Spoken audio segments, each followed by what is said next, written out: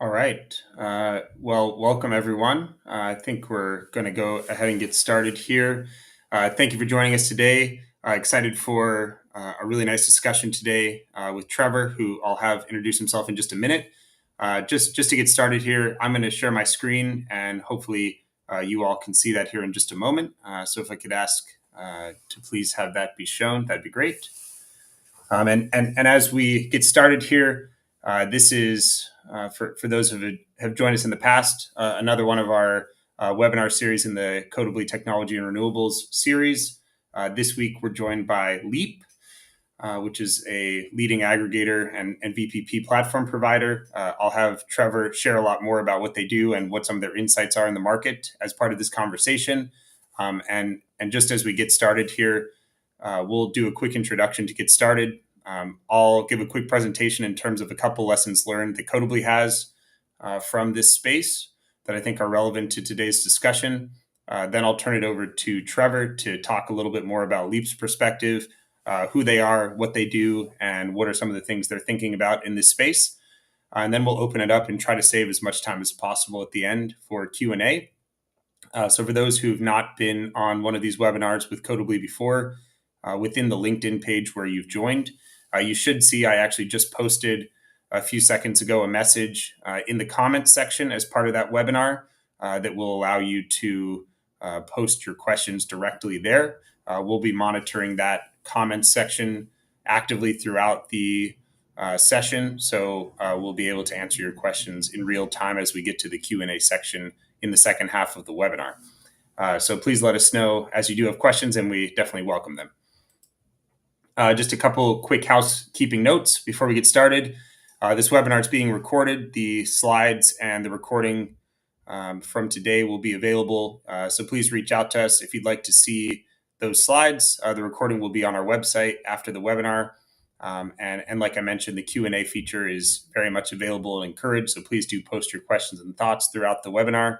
And you can reach me at this email here if you need more information.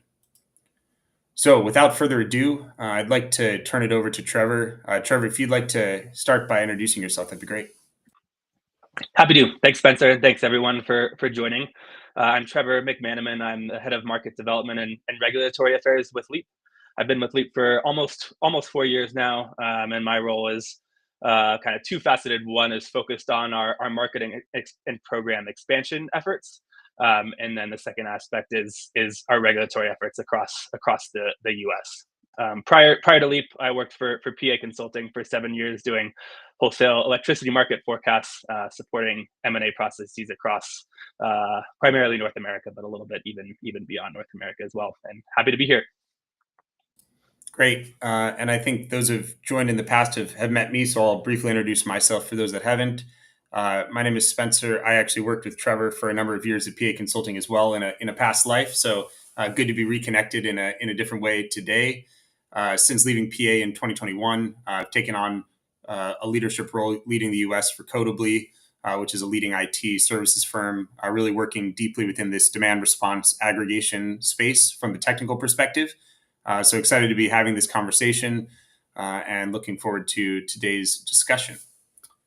All right, without further ado, let's dive into it. So like I said, I'll spend just a few minutes here talking through Codibly for those that have not been a part of this in the past. So Codibly has been around for a little over 13 years. We work at the intersection of technology and renewable energy. So a lot of our clients are some of the leading OEMs, as well as utilities within the space. We've got a team of over 1,500, primarily software developers and engineers, but also have some embedded systems developers, firmware developers, and other types of related experts. So we do both consulting and advisory services, as well as full end-to-end product development and integration work for these types of clients. A couple of the things that we do, I won't spend too much time here. What's specifically interesting for today's discussion is diving deeply into this DER aggregation and virtual power plant space to enable demand response. We work with aggregator partners, many of which are some of the leading brands in the space today, as well as the OEMs directly, to help them plan out aggregations or integrations with these different aggregator partners, and also thinking about their strategy for how they gain access to some of the major utility and ISO RTO level programs across the country and North America. We also have a large e-mobility practice. Reach out if you want to know more about that. I won't spend any time on this call. So a little bit of a high level, just in terms of how we see some of this ecosystem, and certainly we'll welcome Trevor's thoughts as he gets to his section in terms of whether there's any differences or how they see themselves positioning within this ecosystem. So really, we see ourselves as sort of the enabler. I guess we see ourselves almost as these arrows between some of these different key players. So you've got the utilities. For the purposes of Leap and others as well, utilities can also be replaced with ISOs, so the system operators across the region, as well as RTOs, the regional transmission organizations. So there are some different players that can sit at the top, what we call the virtual top node. But then often there are aggregators and other third parties that are helping manage the programs to collect all the different distributed energy resources and to aggregate those into dispatchable, flexible load and capacity. And then we've got these protocols such as OpenADR across North America and Europe and parts of Asia, IEEE 2030.5 with their Common Smart Inverter Protocol, and also EE-Bus, which is now primarily used in Germany, but starting to spread across Europe as well. We start to see that as one of the common ways that some of these pieces are connected. But also there are some custom integrations and APIs that a lot of the aggregators and third-party use to help to onboard what we're calling homes and businesses, which are really the devices that OEMs are creating.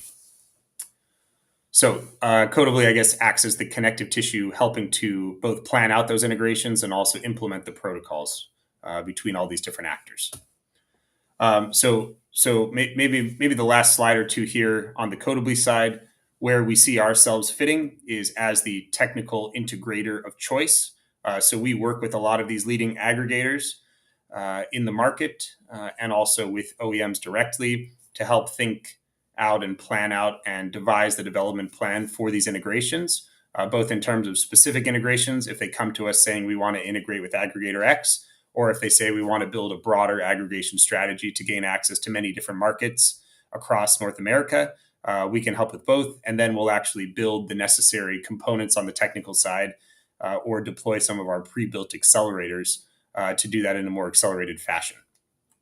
And one note on our accelerators, this is basically some pre-built code bases that we offer that help to streamline the development of these integrations and the implementation of some of the key protocols like an OpenADR or like an IEEE 2030.5 that are the foundational backbone for a lot of the types of integrations that you see in the market with these aggregators. So we've developed these in collaboration with the certifying agencies that help to actually manage those standards and deploy those for customers to help them dramatically cut down on the effort and time that it takes to complete the integrations in many cases, but can also help with some of the more custom API integrations as well. So I think I have some more slides here. These can be offered later on. I don't want to go through all of this now. I think I'll probably actually stop there in the interest of time because, like I said, want to give a lot of time to Trevor and the Leap team to talk a little bit about their side of the world, what they're doing, what are some of their insights, and then also, as I mentioned at the top, for those that have just joined, to save a lot of time for the Q&A. So without further ado, I'll turn it over to Trevor. Trevor, if you want to take over, please let me know as you want me to flip through slides, and I'll let you have the floor. Thanks. Great. Thanks, Spencer. And yeah, so today I'll talk through kind of who Leap is, what we do, how we fit into the virtual power plant or VPP space, and we should have plenty of time for questions at the end. But at the highest level, what Leap does is we make it easy to connect all kinds of DER devices to demand response and other grid support programs, and get allow customers to get paid for either reducing load or exporting energy back to the grid during periods of strain on the grid. And the way that we do that is by partnering with the companies that actually make and manage those DERs. We're primarily focused on battery storage, smart building devices, and electric vehicles. At the moment, we partner with over 90 companies across each of those verticals, and we have over 230,000 unique energy devices enrolled in Leap's platform across the US. You can go ahead and go to the next slide. So this lays out kind of the primary types of DERs that we're focused on. It is a huge opportunity that is growing fast, and we'll have some more numbers to kind of talk through that opportunity. But I think it's probably no surprise to folks that EVs and battery storage, smart thermostats, heat pumps, etc., are all getting deployed rapidly across the U.S. and the world. Our focus is more so on the flexible assets that are shown here. So Leap doesn't really do much participation with solar panels themselves, but the flexible assets that can support the grid during emergencies on the grid is where we focus our time. Leap participates devices across both residential and commercial, and really give the opportunity for those assets to earn revenue for supporting the grid with their load flexibility in place of peaker plants, which we think is a much better solution and a cleaner solution to support the future of the grid. You can go ahead and go to the next slide. So these figures here are from the Department of Energy's Pathways to Commercial Liftoff VPPs report. And you'll notice that peak demand over the last couple of decades was relatively flat, kind of bouncing up and down, but no strong increase. And it's recently changed, and there are certainly expectations for electric load to continue to grow over the coming decades, and that's really driven by some of it is the DERs that are being deployed that we've touched on, but also just general electrification of homes and businesses across the U.S. And what that's doing, combined with expected retirements, is creating a huge gap that is needed to make sure that the grid is able to function and supply all of the electric load on the grid. So in the DOE's mind, that is 200 gigawatts of supply that needs to be created, and there's a huge market opportunity for solutions that can bridge that gap. And Leap may be a biased participant in this, but we think VPPs are a great way to do so, and also have that revenue sent back into the accounts of homeowners and businesses, especially as electric rates continue to grow across the country. You can go to the next slide. So one question I think that could be in folks' minds is, why aren't the DER technology companies that Leap partners with just doing this themselves? And it really comes down to complexity. So in the US alone, there are 7 different wholesale markets, over 3,000 different electric utilities, hundreds of different programs that exist across these markets. And if you kind of add all of those up, you end up with over 1,000 potential integrations and authorizations that would need to take place in order to be able to participate in every single demand response program that exists across the US. And unfortunately, each of those different programs and markets look a little bit different when it comes to authorization requirements, to enrollment forms, to how you receive dispatch signals, to how you want to optimize across the different opportunities, to how you access data for these different programs, to how performance calculations look. There's certainly some overlap across the thousands of different or hundreds of different programs that exist, but there is not a whole lot of consistency. And so that is something that Leap really helps to solve. So we try to make the experience look as identical as possible across the different programs and markets. You can go ahead and go to the next slide. So one of Leap's value adds is really providing a single point of access to all of the available revenue streams within a market. So not all markets are going to look exactly the same, but this is kind of a reference at least, where you can see there are capacity market opportunities at the wholesale market level. There's energy market opportunities, typically that also come along with real-time energy market opportunities. There are oftentimes utility programs that exist, such as commercial system load relief program or distribution load relief program across New York utilities. There can be emergency type programs like the emergency load reduction program in California. It's not reflected here, but there are state level programs such as the Massachusetts Clean Peak Standard. And it can be challenging to one, integrate across all of these, but also to optimize across all of them. And so Leap allows for kind of maximizing that bar chart to the right, as much as possible, since by being able to tap into all of the different revenue streams that are available, you're going to make much more money than if you were only to tap into to one or two. And I should add, this bar chart on the side is somewhat hypothetical, depends on load type, so I wouldn't anchor too much on kind of the bar at the bottom being necessarily half of the revenue opportunity that's available. You can go ahead and move to the next slide. So at a high level, the three core functions that Leap helps facilitate are enrollment, transaction, which encompasses both bidding and dispatching, and settlement. And so you can see a screenshot of our partner portal here on the right that's more focused on the settlement component, but we have kind of similar dashboards across enrollment and transacting. But within settlement specifically, what we are able to show is the amount of revenue that was earned, the amount of revenue that could have been earned, and show this across all the different markets and programs that are out there. And we think that making sure that we're able to show all of this information in a relatively easy to digest format is really important for our partners to be able to analyze and figure out where they might have underperformers, which may be as simple as an integration that has gone run afoul and is no longer working properly.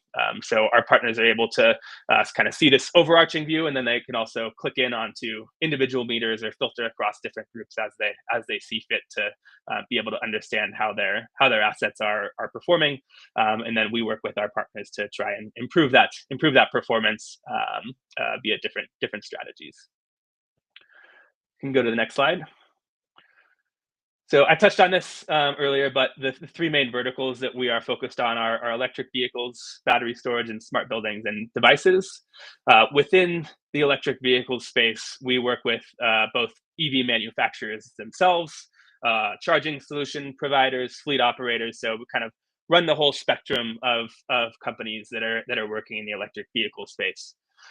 On the battery storage space, similarly, we work with both developers as well as just battery management system companies. And then the smart buildings and devices side of things, a large component of that is smart thermostats, which is shown in the figure here. But it also spans other building technology types, particularly in the small commercial space as well. You can go ahead and move to the next slide. So this lays out our partners at Leap. So it's not an entire list, but this gives kind of a decent sampling of the partners that are active with Leap. And you can find a full list of our partners on our website. One thing that makes Leap a little bit unique, which we'll also touch on in a bit, is that we operate more as a business-to-business or B2B company as opposed to a B2C or business-to-consumer company. So we think of ourselves as an aggregator of aggregators, as all of these companies that are listed on the screen generally are aggregators themselves, where they have many different customers that they are participating and aggregating together. And then we are aggregating across all of these different partners to have one virtual power plant that is bidding into different markets, which is helpful because a lot of these different programs have certain minimums that a lot of our partners may not necessarily always be able to meet in order to be able to participate directly themselves, in addition to all of the simplification that Leap's platform offers. And you'll probably notice that the names here span all of the different verticals that I mentioned on the previous slide, from electric vehicles to battery storage to smart buildings and devices. You can go ahead and go to the next slide. So Leap really is the link between our partners and their end customers and grid operations. So what we are sort of receiving from partners is the ability to curtail load or export energy to the grid, and that's what we are providing to the grid. And in return, we are receiving money and passing most of that revenue along to our partners. So Leap operates with a revenue share model. So there's no upfront sort of fixed fee that our partners need to pay in order to get set up with Leap. We operate where there's no upfront fee. Partners just come to us and bring their devices and load flexibility. And as we receive revenue from the market or the DR programs, we pass most of that along to our partners. One of the things that we think is particularly beneficial about that is then we are also both aligned from an incentive standpoint, ourselves and our partners, to make sure that we are delivering as best a product as possible to the grid, since that will allow both of us to earn more revenue. So I touched on some of the sort of performance diagnostics, but both partners and Leap will stand to benefit when we can drive better performance, which is more and more important as the grid continues to evolve and we have more and more need for flexible resources on the grid. Can go ahead and go to the next slide. So this is kind of a double click into that ecosystem that Spencer introduced earlier on. So there are some names that Spencer included in the third party and aggregator space that'll show up here, but we've kind of dove a little bit deeper into the VPP space. So this is how how we see our fit in the market relative to other players. So starting kind of all the way to the right, Leap does more than just be kind of a scheduling coordinator or a broker. There's certainly a need for that, but we are doing more than just kind of being a transactive layer. We're helping our partners aggregate devices together. We're helping them with bidding and in M&B and different analytics, etc.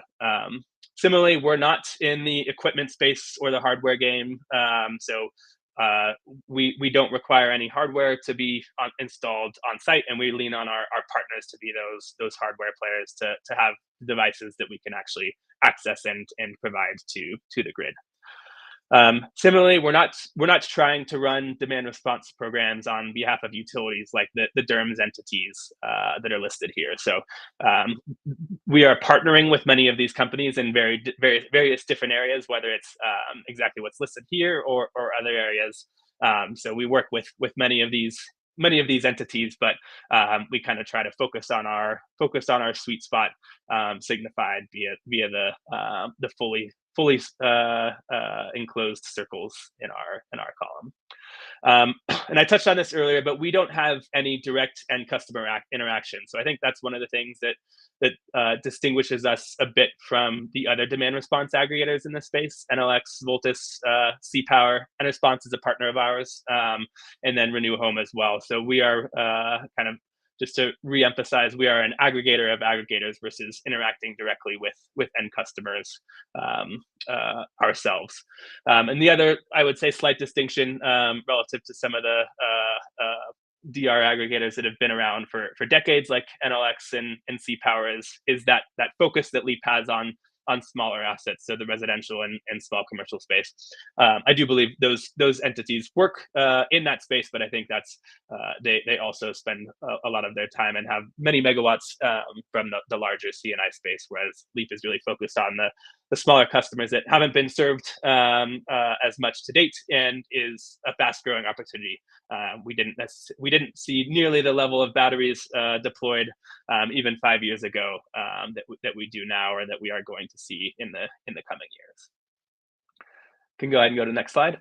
So this lays out kind of some of our unique aspects. The first bit we are white labeled. So most of the end customers that our partners have don't ever actually really see Leap's name. We're kind of more behind the scenes, the back end that allows our partners to connect to these different DR programs and markets. And so that allows our partners to fully own the customer experience and the branding that goes along with that. I touched on this on the last slide as well, but we are a software only company. So we don't need new hardware installed. And we think that that's important in order to allow for the scale that is needed, admittedly, to be able to make a meaningful impact when we were talking about such relatively small devices. Along those lines, we're able to automate across the entire operations for your VPP. So whether that is the authorization and enrollment, or the bidding or settlement, all of that is available through our APIs. You don't necessarily have to use our APIs for each of those steps, but that is available. And again, when you're talking about using thousands, tens of thousands, hundreds of thousands of devices across all of our partners, there's no way to be able to do that manually and have it scale and be effective. And lastly is that one single interface in order to connect to multiple markets, multiple programs, etc. And we do try to make that as consistent as possible across the different programs. Next slide. Yeah, touched on this on the last slide, but the different aspects that are available through our API are dispatch notifications, in order to actually sync device or meter data up to our platform when that's needed for settlement purposes. Automating status tracking. So when we are submitting a resource or a meter to be enrolled in a program, sometimes there are things that might be wrong with that meter, whether it's just a digit was wrong in the account number, or the address had an extra space in it relative to what's on file with the utilities. Or perhaps that meter is enrolled in a conflicting program. And so, again, when you're talking about trying to manage thousands or tens of thousands of devices as one of our partners, it can be difficult to sort through that manually. And so being able to automate that status tracking and ideally on their end, then go ahead and automate sort of the next steps needed to resolve those conflicts will help improve the number of assets that ultimately are able to support the grid. We also work with our partners to integrate it at point of sale. We think that's a great way to improve conversion and the ability for these assets to actually participate in programs, and also allows for our partners to sometimes provide upfront incentives based on sort of commitments to be participating in these types of programs for a number of years once they have the device installed. Performance data is another aspect that is automated, and bidding as well. And I did want to call out that those partners who have integrated with Leap's APIs are generally more successful. You'll see here that revenue growth grows a lot quicker. They're able to expand into new programs much more quickly. They have the number of meters that become activated on our platform much more quickly. Performance is better as well. Probably makes sense, but if you are automating dispatches, then instead of potentially having to go manually tweak something on site in order to trigger curtailment for a program, if that is all an automated process, then you would expect to see performance to be higher, and that is what we see as well. And ultimately, all of that boils down to earning more revenue, not just on a sort of overall basis, but on a per kilowatt basis. So if you have more meters and more programs that you're participating in, you're going to have a higher kilowatts that are participating, and then you're also going to see a boost in the dollars per kilowatt that you earn by that higher performance that we see. Can go to the next slide. And this shows where Leap is active today. So we've to date been fully focused on wholesale market regions, not only wholesale market opportunities within those regions, but the markets that we've been active in are CAISO, ERCOT, NYISO, and ISO New England. We will be expanding into PJM next year as our next wholesale market region. And you'll notice across these programs, there are different programs, not just the wholesale, but also utility programs. So connected solutions in the New England area, CSRP and DLRP programs that I mentioned in New York. SCR is sort of the primary pathway for demand response resources to participate in NYSO's wholesale capacity market. Emergency responsive service in ERCOT is another emergency product that ERCOT has at the wholesale market level. And then within CAISO, you have capacity energy, the emergency load reduction program, and then also the California Energy Commission's demand side grid support program as well. So these are all the programs that we're active in today, and we'll continue expanding both sort of within these markets and into new markets as well. Can go to the next slide. So wrapping up here on what is next for Leap and the VPP market more broadly. So these are particularly focused on my team's market development that's focused on expansion, and then regulatory, which is focused on creating rules that are favorable to allow for VPPs to provide the right levels of flexibility to the grid. So we're planning to expand into new markets and programs across the US, and we've also begun evaluating international markets even beyond North America as well. And also are interested in trying to really unlock VPP capabilities for some markets that are maybe a little bit more difficult to actually participate or haven't done as much participation to date. So we really want to see the ability for every single person across the US to be able to contribute to a VPP and earn revenue for that. On the broader market landscape side of things, we are pushing to try and make markets more friendly to mass DER penetration. Participation. There are certainly challenges associated with participation in certain markets and programs, and so there are different aspects that we focus on to try and ensure a level playing field, and also the ability for VPPs to be able to provide the flexibility that they are capable of providing. As an example, it's unrealistic for a battery storage device to provide curtailment or export at its full nameplate capacity for an entire 24-hour period, given that the battery capacity does not exist. And so we think it's important for there to be opportunities for batteries to provide exactly what services they're best suited. We also are going to see this touches on the load growth aspect, but a big driver of load growth going forward is the sort of the AI revolution and boom. Data centers are going to continue to grow, and we want to have the ability for device data. So whether that is interval data from the battery storage asset itself, or electric vehicle chargers, or thermostat runtime data, lean on that data in certain situations as opposed to the site level utility installed meter. And the last aspect is we want VPPs to be more than just an emergency. Certain types of DERs are best suited to more of that emergency type use case, but there's plenty of opportunity for other devices to be participating on a daily basis to both lower electricity prices across the grid, but also earn revenue for homeowners and businesses on a daily basis. So I'll leave it at that. I think we should have plenty of time for questions, and looking forward to engaging with them. Great. Yep. Thanks, Trevor. I think super interesting, and have gotten a couple questions in. So maybe we'll kick off with that. And for those that are still on, if you have other questions, definitely continue to encourage you to add those to the comments section as we go through. But we do have some already. So why don't we dive right in?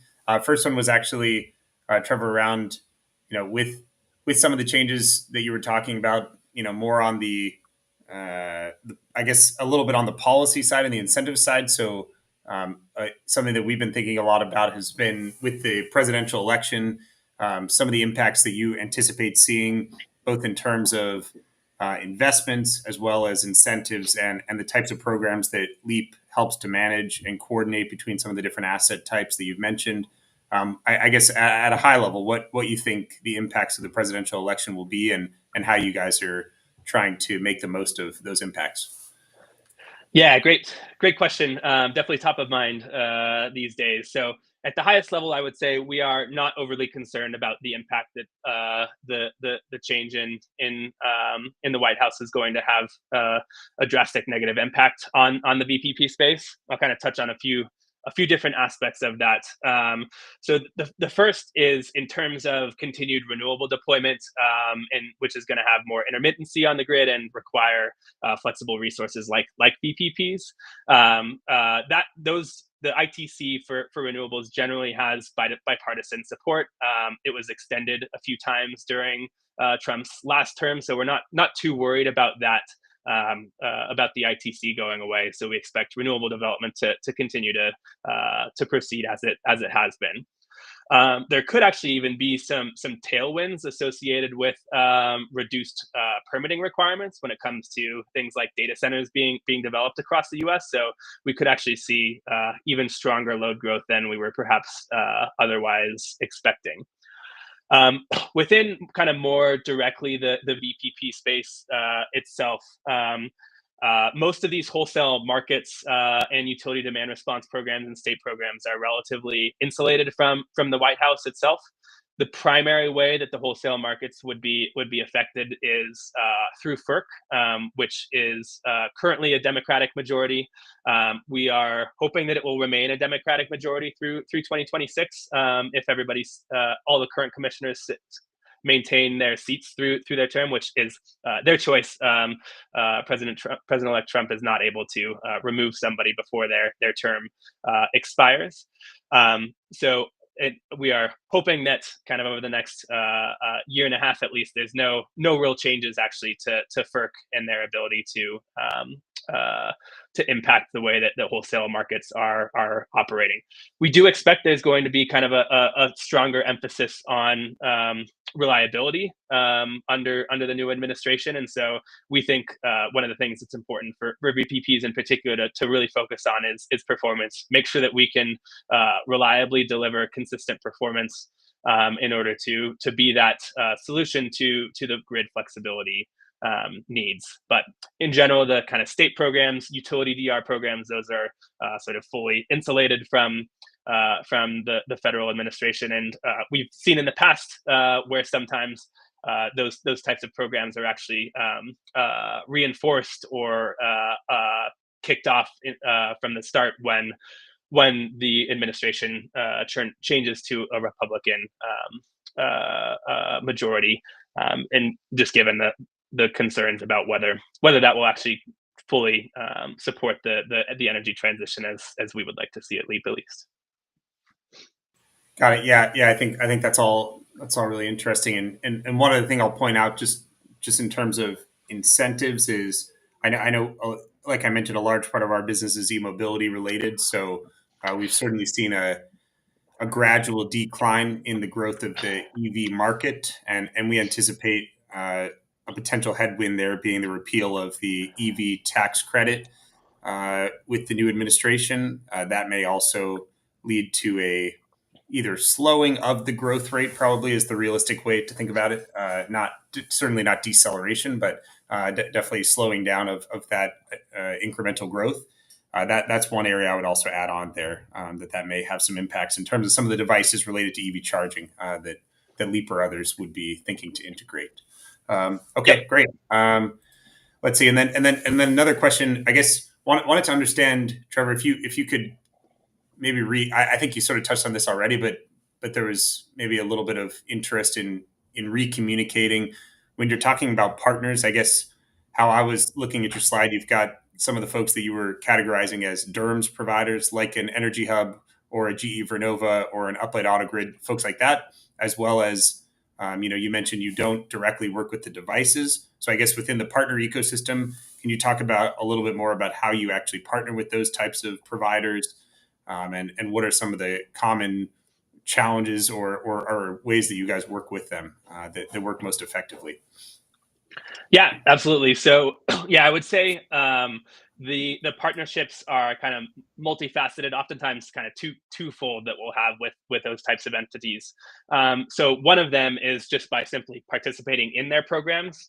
So Energy Hub, as an example, is the program operator for some of the connected solutions programs across the New England utilities. So we're interacting with Energy Hub in that respect, where they are kind of receiving our enrollments and we are receiving the dispatches from Energy Hub and passing them along to our partners.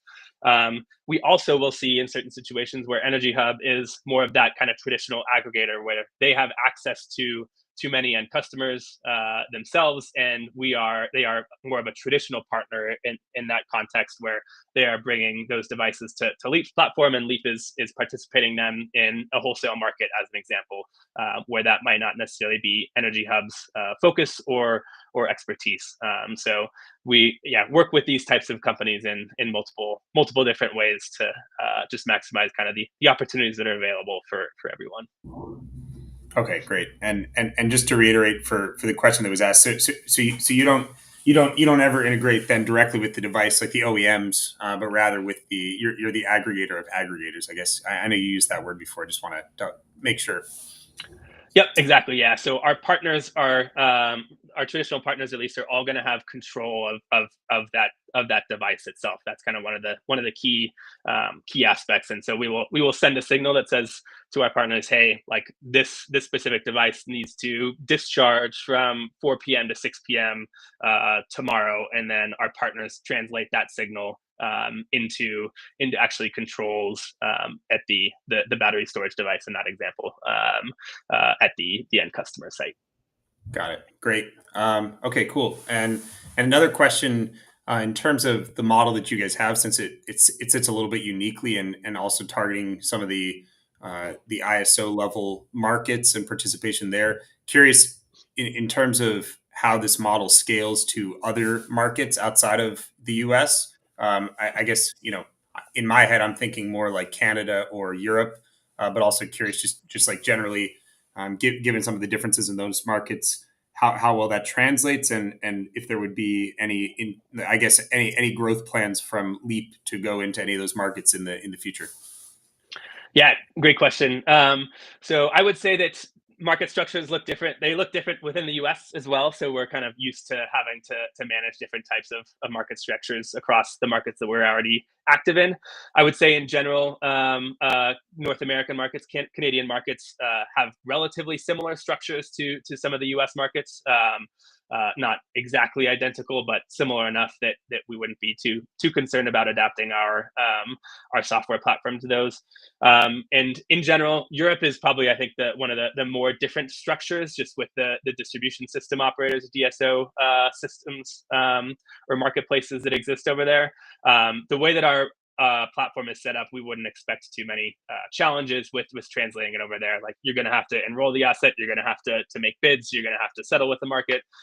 If there are different sort of measurement and verification or M&B protocols, those are all things that we're used to handling at Leap across the different markets and programs that we participate in. Europe, I will admit, that's one of the areas international markets that we have our eye on. Japan is another one.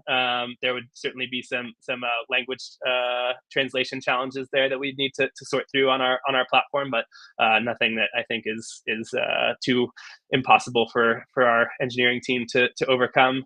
And then Australia is another market that we've explored in the past as well. So those are the main ones that kind of have risen to the top of Leap's international expansion roadmap. Great. Let's see. And reading another question here. So this one I think was in relationship to one of the slides you had that was talking about the DER technology focus areas, where you had electric vehicles, battery storage, and smart buildings and devices. The question is basically asking, like, between these three different device classes, are there any where you see increased attention or growth versus the others, and any that are most challenging as you're trying to aggregate capacity and flexible generation capability? Yeah. So I would say that from a long-term standpoint, we are like most interested in and think there's huge growth in the electric vehicle space. Agree to your point that there's a decent chance that the federal ITC is going to get removed under the Trump administration. That may slow things a bit, but we still think there's huge growth that is going to come in that space across the U.S. And those batteries are just massive. We're talking about I think 100 kilowatt hour batteries, which is almost an order of magnitude bigger than what sort of residential battery storage devices are able to bring. So we think that's a huge opportunity. Other things that need to kind of get worked out for that full opportunity to be realized is V2X capabilities, so vehicle to home or vehicle to grid.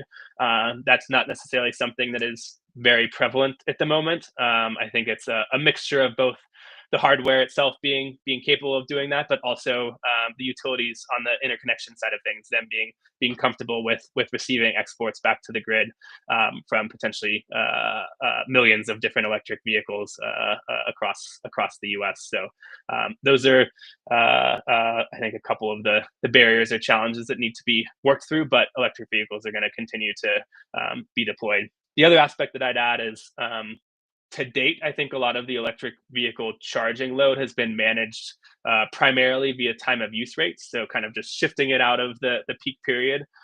As we get more and more electric vehicles on the grid, that we don't think that's going to be enough. And we think that you're just going to end up with a huge ramp kind of once that time of use rate falls off. The higher time of use rate falls off.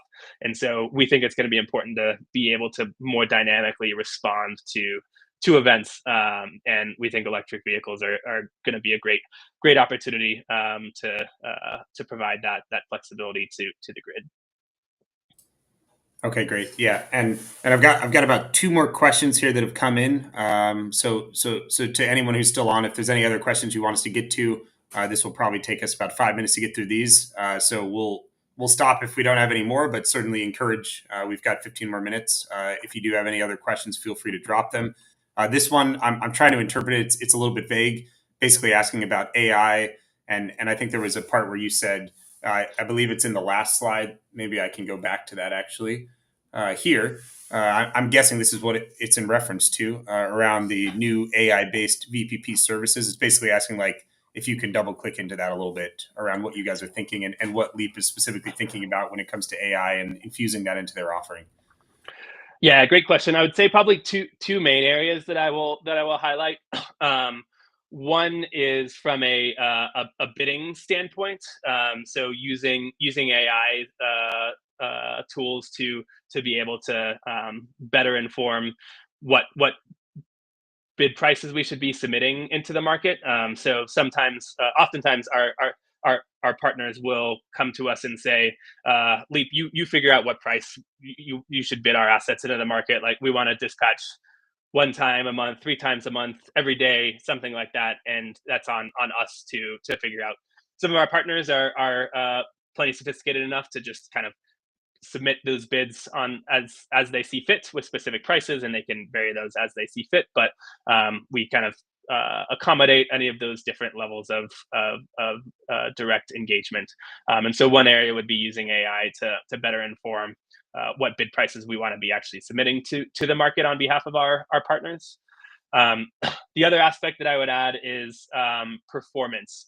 So being better able to predict what load is going to be, what our baselines might be, so that our partners have a better sense of how much they actually need to curtail. The way that baselines work within demand response programs, for the most part, is you're looking back at consumption on similar days over the prior 5 days, 10 days, several weeks, kind of depending on what the exact protocol is based on the program. And so there's certain situations where you may have nominated, let's say, one kilowatt into the market, and on the day of the event, in order to deliver 1 kilowatt of performance in the ISO's eyes, you actually need to curtail 1.5 kilowatts to get down to the level of load that would show 1 kilowatt. So being able to better predict what that load is going to be on the day of an event, so that we can better inform our partners on sort of what level they need to actually perform at, is another potential use case for AI as well. Great. Okay, and I've got one other question. I haven't seen any others pop in yet, so I'll ask it, and we'll see if anything pops up in the meantime. This one seems a little bit like a bit of a two-sided question. Basically, it's asking about any new or upcoming utility programs or like state level programs, or I guess honestly we could extend it into like ISO level programs as well, that you're most excited about, or that you guys have your eye on, either directly through your platform or through partners. Yep. I would say PJM is the biggest one. It's the biggest wholesale market in the U.S. So just huge opportunity across many different states. So we're most excited about that. The other aspect that I would call out is I'm interested to see if there are any new state incentives or programs that pop up, particularly as the administration at the federal level changes. I think during Trump's last term, New York created the CLCPA legislation that set targets for renewables and carbon free energy systems, and so I'm excited to find out if other states do something similar.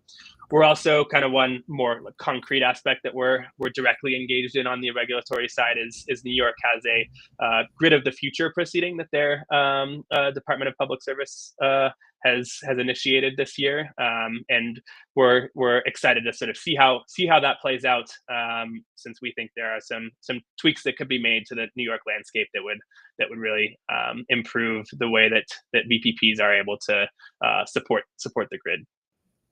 Great, and we actually did get another question come in just while you were talking, Trevor. So let me try to ask that. So I'll just read it off directly, and you can interpret it however you like. So basically saying that my understanding is that for DER in California or CalISO, only load reductions can be credited for demand response, not generation from vehicle to grid, for example. Could you talk about what the most problematic rule is, and prospects for changing it? Yeah, love this question since we have been directly engaged at Leap in this area. You're correct. Right now, you can only get credit for load reductions in CAISO. And I will say that the demand side grid support program that I mentioned does allow credit for exports. And the demand side grid support is kind of formulated as a bit of a pilot in order to kind of hopefully prove out certain abilities of the grid and the programs to support certain aspects that we can then port over into the wholesale market participation. And I think we're starting to see some traction with that. Leap was one of the lead proponents of what is sort of technically referred to as the modified proxy demand resource, or MPDR, proposal that we pitched to CAISO's policy catalog this year. And what that does, PDR, or proxy demand resource, is kind of one of the primary pathways that demand response participates in CAISO. And the modified version of that is going to allow for exports to be credited, whether that's from a battery or a vehicle. And that proposal got picked up by CAISO, I think just in the last few weeks, to be moved forward next year through some of their working groups. So it's not something that is going to be approved and in place next year, but we are cautiously optimistic that the stakeholder process over the course of the next year will be able to unlock export credit for the following year, since we think that's really important, since it is certainly value that is available to the grid and to CAISO, and is in some ways already happening, but CAISO just doesn't have any visibility into that. So if CAISO is able to incorporate that and understand what the grid is seeing from an export standpoint, then that should hopefully reduce need for other flexible resources on the grid, and reduce prices for everyone. Great. Yeah, I can see we struck a nerve there, so that's great. Yes. Awesome. Let's see. So I don't see any other questions coming in. So I guess in that case, we've gone almost the full hour, so that's great. So we'll pause here. And as I mentioned at the top, the recording of this will be available on Codibly's website. Certainly feel free to reach out to myself if you want to talk with the Codibly team or the Leap team, and happy to facilitate any introductions necessary there. You can see both of our emails. So also, if you want to reach out to the Leap team directly, feel free to do so as well. And with that, Trevor, I want to thank you and the Leap team for helping both prepare this presentation and also participating in the Q&A. I think super useful and a good conversation. And other than that, thank everyone who was able to join us today. Appreciate the questions and appreciate the dialogue here, and looking forward to future discussions as part of this technology and renewables webinar series in the future. But hope everyone has a nice holiday, and we'll see you in the new year. Thanks all. Appreciate it. All right. Thanks, Trevor. Take care, everyone.